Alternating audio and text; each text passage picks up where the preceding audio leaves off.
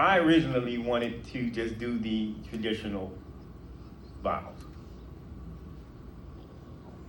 But my Wanda says, we're writing our own vows. And she gave me this little book that had his vows on it. I saw that book for the first time about 20 minutes ago in that room.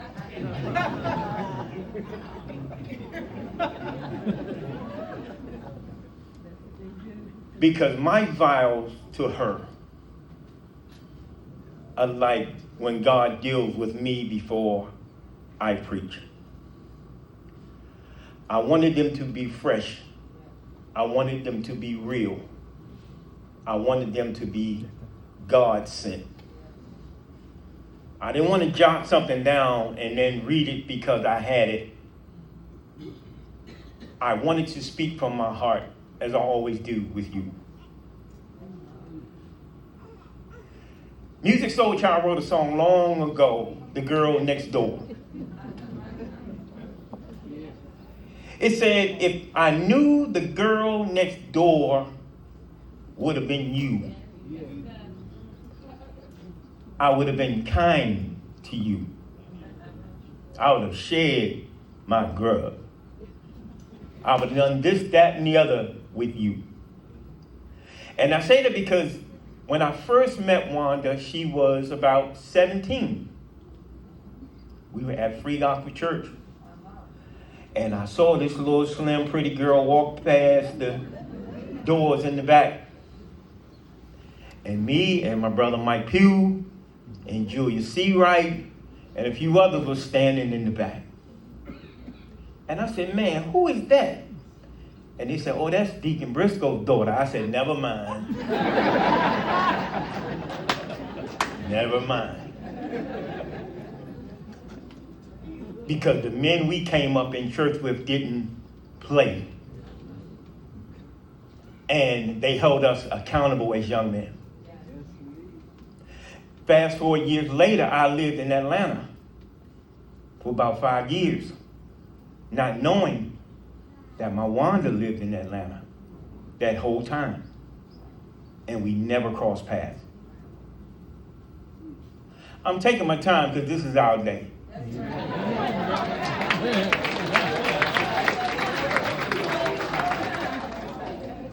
So the young people say, let me cook, let me cook, let me cook.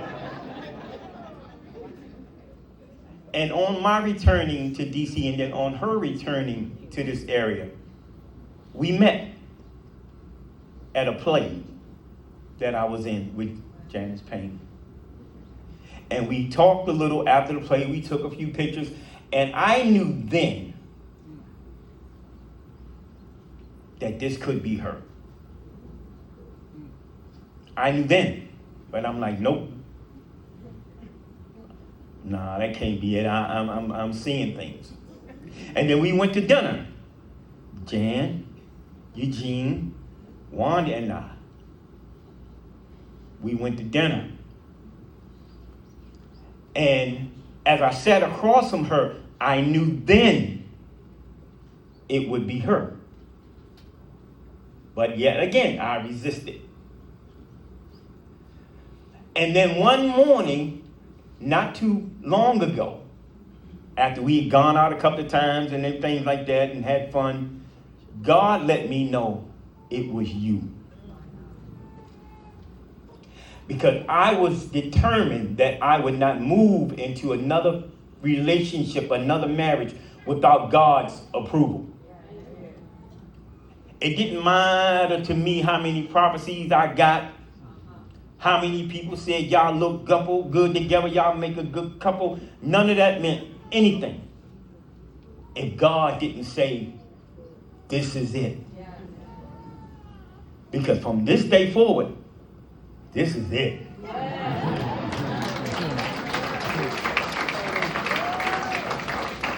To quote my brother Toya Blake, it's me and you against the world.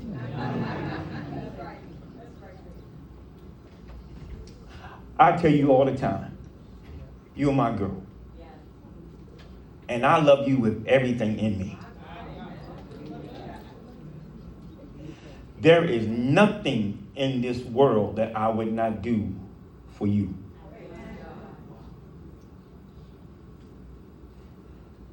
I would destroy this entire world if it tried to hurt you.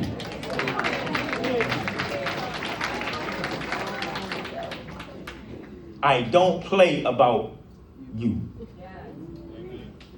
You have brought me so much joy.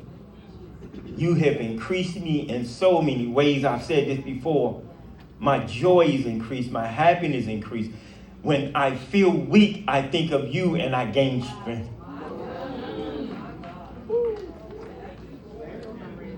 You are my everything. You are my everything.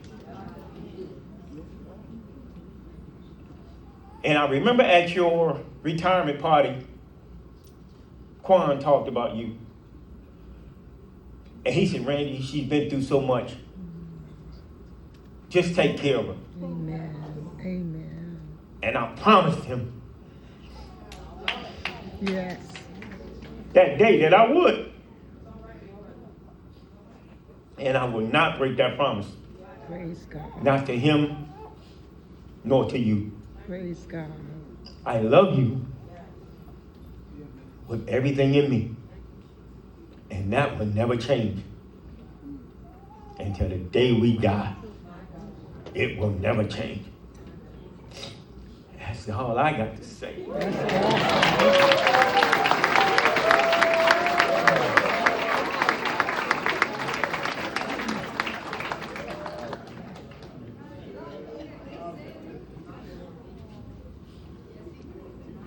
Well, I had to write mine down recently. This is a love story that only God could write and take credit for. Not man, but God. These vows are written from the depths of my soul. I've traveled this path before, but this is the first time that I allowed God to choose whom He ordained for me. There were many times that I felt overlooked, unseen, dismissed, and I thought sometimes that God had forgotten about me. But God hid me in plain sight so that only you could find me.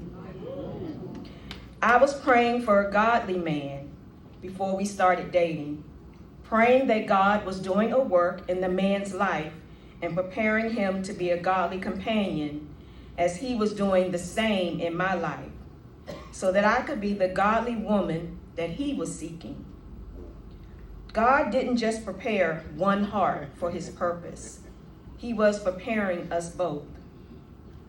God placed me in the field like Ruth, but this particular field was called the Tower of Faith Worship Center, where faith is not an option, but a requirement. God aligned us for one accord, one assignment.